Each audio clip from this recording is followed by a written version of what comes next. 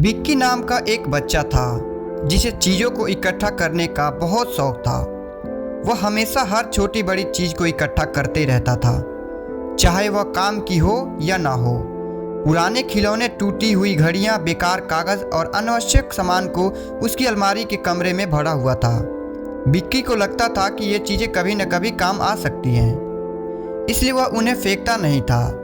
लेकिन धीरे धीरे उसका कमरा अस्त व्यस्त और गंदा हो गया। एक दिन विक्की को एहसास हुआ कि उसके कमरे में हर तरफ सामान बिखरा हुआ है। उसे अपना सामान ढूंढने में काफ़ी दिक्कत हो रही थी और कमरे में इधर उधर कदम रखते हुए उसे हमेशा किसी न किसी चीज़ से टकराना पड़ता था। उसकी माँ भी उसे बार बार समझाती थी कि कमरे को साफ रखना चाहिए, लेकिन विक्की को लगता था कि उन चीज़ों को रखना बहुत ज़रूरी है। एक दिन विक्की को अचानक अपने कमरे में एक चमकदार बैग दिखाई दिया।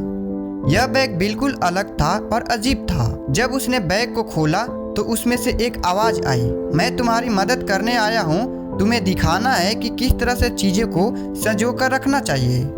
विक्की हैरान हो गया, लेकिन उसने बैग से बात करने का मन बनाया। बैग ने कहा, तुम्हें सिर्फ उन्हीं चीज़ों को रखना चाहिए जो सच में तुम्हारी काम की हो।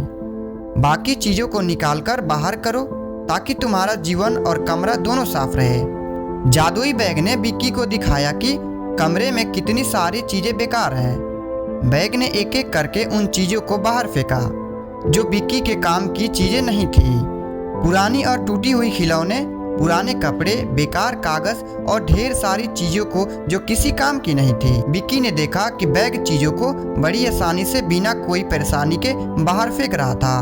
विक्की को यह समझ में आया कि इन फालतू चीज़ों के कारण उसकी ज़िंदगी में भी गड़बड़ हो रही है। जब बैग ने विक्की को सारे बेकार सामान से छुटकारा दिलाया तो कमरे में एक अजीब सा शांति और सुव्यवस्था आई।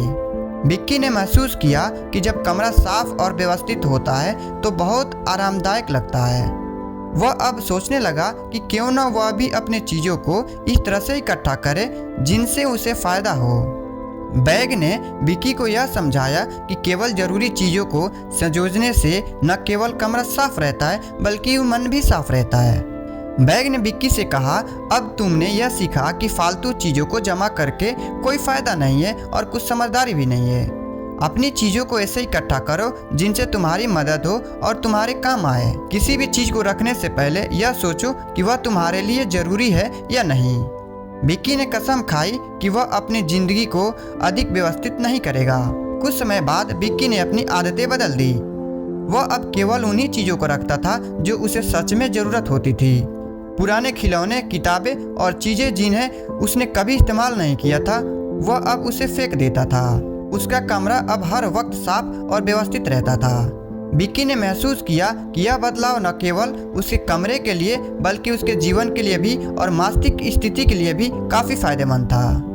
अब विक्की ने यह समझ लिया था कि फालतू चीज़ों को इकट्ठा करने से केवल गड़बड़ी होती है। उसने अपनी ज़िंदगी में इस नए सबक को लागू किया और सिर्फ ज़रूरत की चीज़ों को इकट्ठा करना शुरू किया ताकि वह अपने जीवन को आसान व्यवस्थित रख सके। विक्की ने देखा कि जब उसका कमरा साफ रहता था तो उसकी पढ़ाई और खेलकूद में भी ज़्यादा मन लगता था।